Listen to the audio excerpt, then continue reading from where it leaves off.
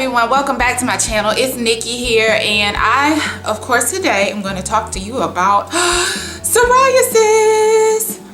Okay, I'm kidding. I'm really not that hyped about it.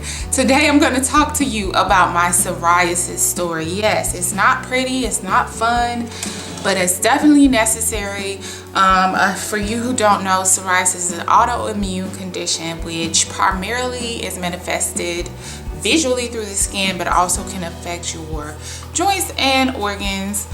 And yeah, so I just wanted to talk about how I've dealt with it, things that I've tried that have worked, things that haven't worked, and maybe somebody can find some inspiration through me or some tips through me that may help. Psoriasis is very frustrating. I'm not going to go through the whole story of how I got diagnosed, but let's just say I've been dealing with it externally on my skin for at least the last 3 years, okay? And I'm still dealing with it, but it has gotten so much better. So basically, when the doctor diagnosed me with it, we did start off trying some steroid creams. We tried a mild cream with no steroids. We escalated to I say level 1, level 2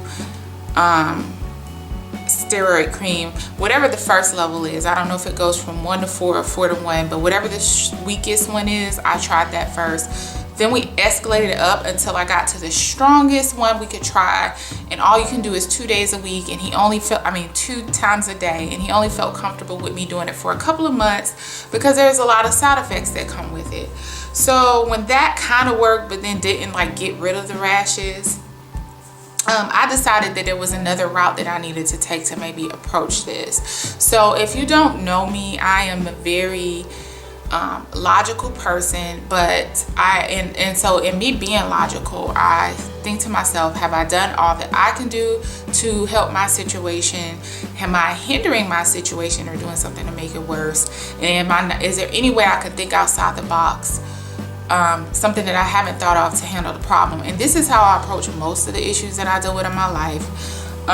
And so I had to sit back and really look at this whole skin issue and think outside the box of conventional medicine, because they are taught to and encouraged to only utilize what has been clinically proven by trials in a structured environment. They're not really, and for understandable reasons, want to go too much outside of the box to help you treat your condition using Eastern medicine or homeopathic medicine, herbs, things like that. Because for one, they don't want, malpractice insurance, and malpractice lawsuits are high. And for two, they just don't have the evidence to back it. So I had to start thinking outside of the box and looking at what other people who are dealing with this were doing. Start researching online, going into forums, and I found that there are some homeopathic or naturopathic, I don't know the correct term, methods for treating this condition, because the only other options that I had after I tried the steroids were to start and stop the steroids, like go back and forth, take a break, start them again. And sometimes when you stop the steroids, it flares up even worse than before you started them. Or to try a biologic. And biologics are your things like, if you ever seen the Humira commercials, they're usually live. They contain like live factors like bacteria or whatever, that kind of help manipulate the body and the immune system.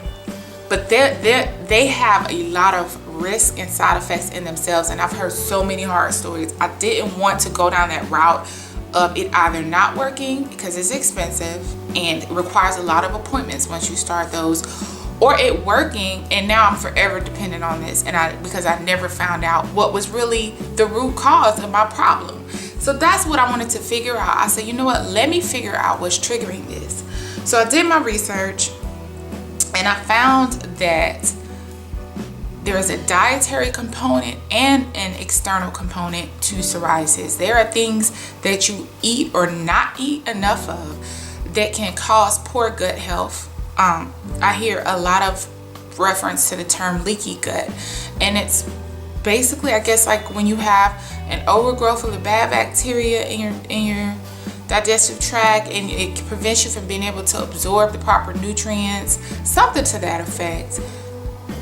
I'll put a link in the description if I find a basic, you know, explanation for what leaky gut is. But basically just poor digestive health is the root of so many conditions. It's crazy. I started looking at what I could do to kind of calm it down from the inside out. So I cut out a lot of dairy. As many of you know now, I do follow a vegan diet. Not a diet, but I don't eat meat or dairy, okay? And at that time though, I didn't, you know, fully get on board with that, but I did cut back a lot. I tried to cut back a lot of sugar. Now with that sugar, I did notice a great decrease in the amount of inflammation and like oozing. And I know it sounds gross, but that's what I was dealing with. That was the first step, you know, trying to cut out sodas, trying to cut out this, trying to like write down and journal when my symptoms were worse. And through that, I also noticed that they would worsen up every month before my cycle. And when I called the dermatologist and asked about this, there is a component, you know, some research that shows that hormonal fluctuations could cause it to be worsen and then subside and worsen and then subside. And it was going right along with my cycle. Once again, the only solution for that was for him to, you know, it would have been extreme. It would have been to give me a medication that pretty much, he says, throws you into like a menopausal state. Okay, we're not doing that. No, we're not. So, nix that idea. What I'm about to tell you, I don't recommend for everybody, but at that point I was like, you know what? I've been on birth control all my life.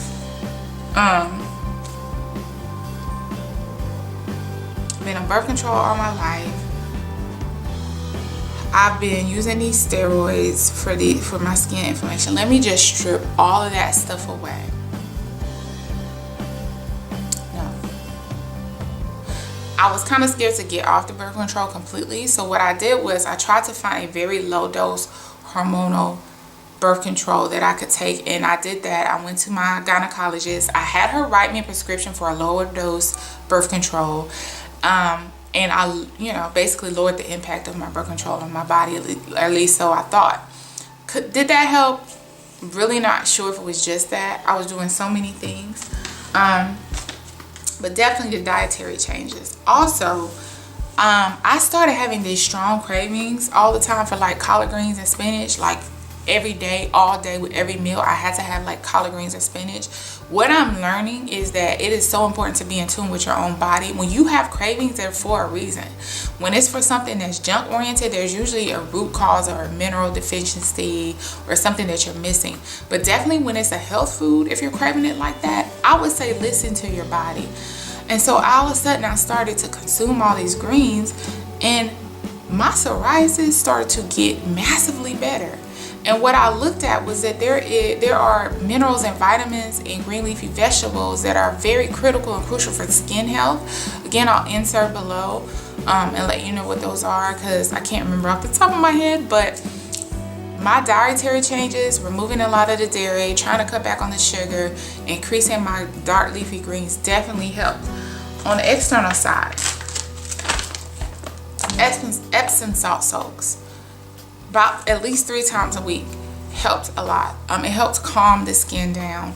And so I would soak in the tub for about 20 minutes, drain the tub, turn the shower on, rinse it off, and then afterwards I would lotion all over with Eucerin body cream, the heaviest one that they have in the jar, I believe. And then after that I started to look into oils, and calendula oil was one that was highly acclaimed for helping with psoriasis. I do recommend that. It did help calm it down as well. So I would take the Epsom salt soak, add the calendula oil. I would say the Epsom salt soaks help greatly with the psoriasis on my body, but there were some stubborn parts that it really wouldn't help with. So I then looked into other types of soaks, and I was led to this, which is mineral Dead Sea salt. This is what I should have started with. My experience, the Epsom salt, I could have left that. This was almost an immediate relief for me. I can't say that that'll be the case for everybody, but this helped me. So I would do this, the calendula oil. I would say you know, and that's the thing, this is a lifelong process. There's no immediate reaction. Give your body time to see how it responds to these different treatments before you move on to something else. So I would give myself weeks at a time of doing something and see if it improved, and if it improved and then it leveled out, I would start strongly researching like what's my next step. And so after that, you know, I was still having issues. So I started to look into other causes of psoriasis.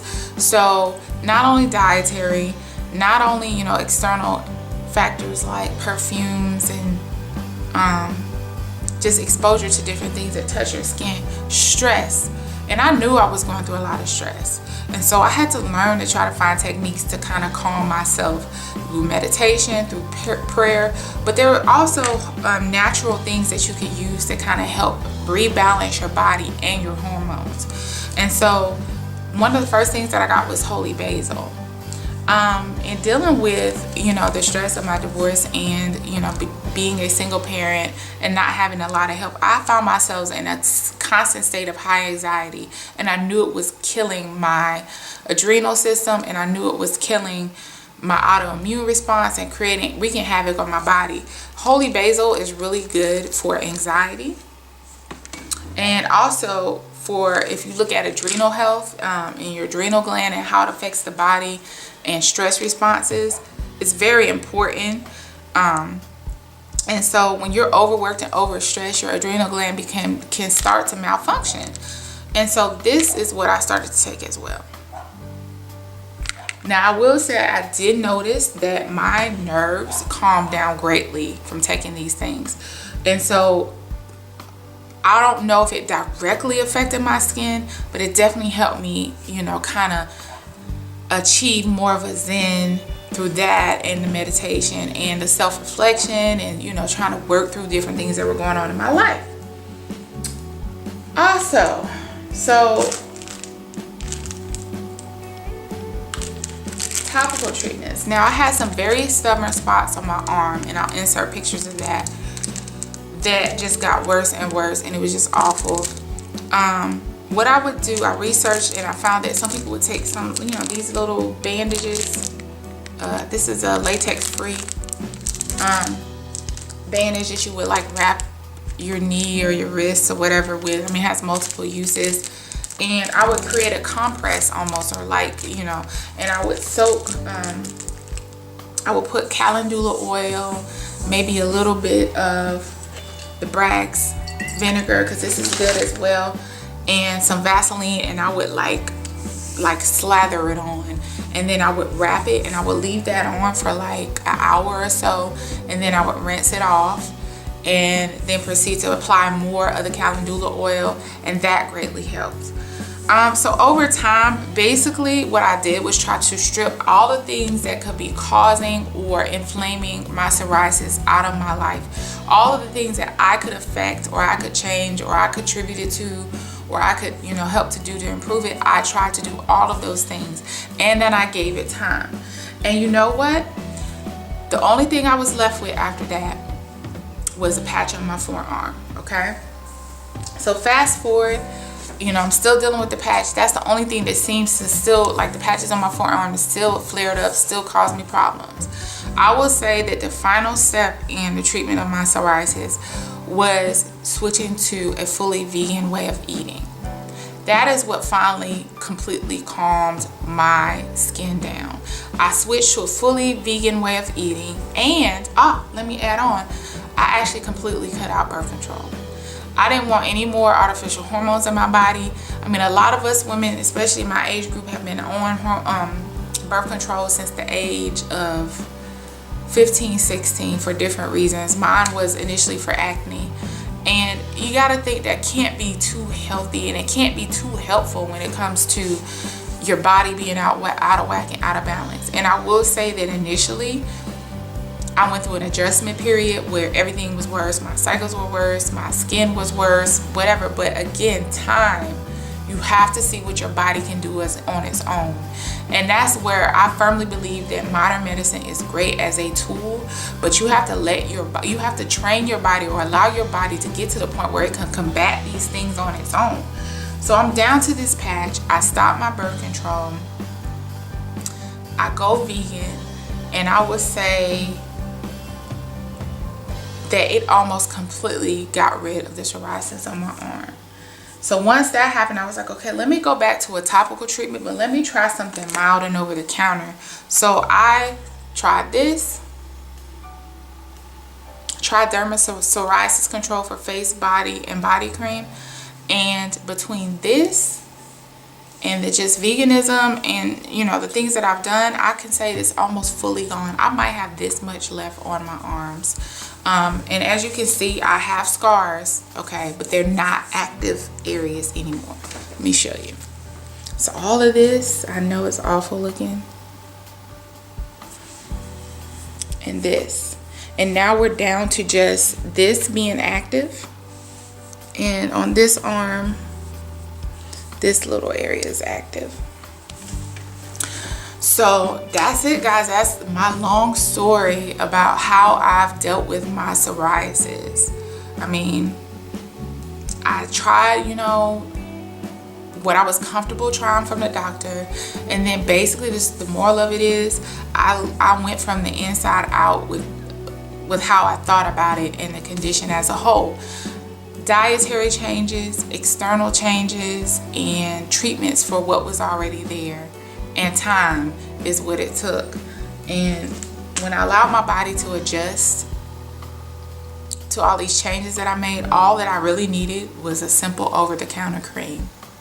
Now, I'm not saying that this will be everybody's story or everybody's case, but it, you know, it should. I'm just hoping that maybe it inspires somebody to try some changes, because your body might be fully capable of fighting this off without all the things that the doctor might want to or suggest that you try. Because that stuff, again, is a band-aid.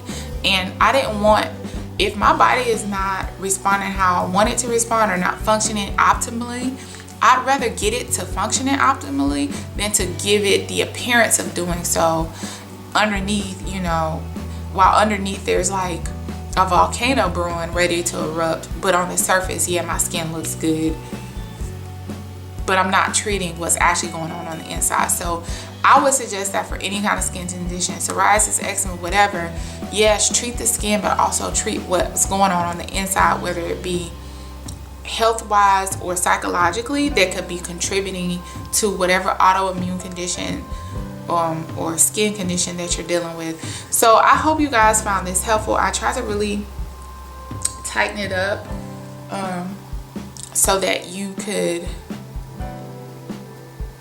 you know, get the most out of this video. I didn't make it extremely long. But yeah, so anyway, I hope you find this helpful. And guys, please like, comment, and subscribe. Go ahead and subscribe to my channel. I have a lot of good content coming. After this clears up, what I'm gonna do is actually try to start treating the scars, but I want the psoriasis fully gone, at least the active psoriasis to be fully gone off of my skin before I start any kind of scar treatment, because I don't want to go backwards by causing, you know, the areas that aren't healed yet, stressing them with additional product. So anyway, again, thank you for joining me, guys. I hope you found this helpful, and I will see you next time. Bye.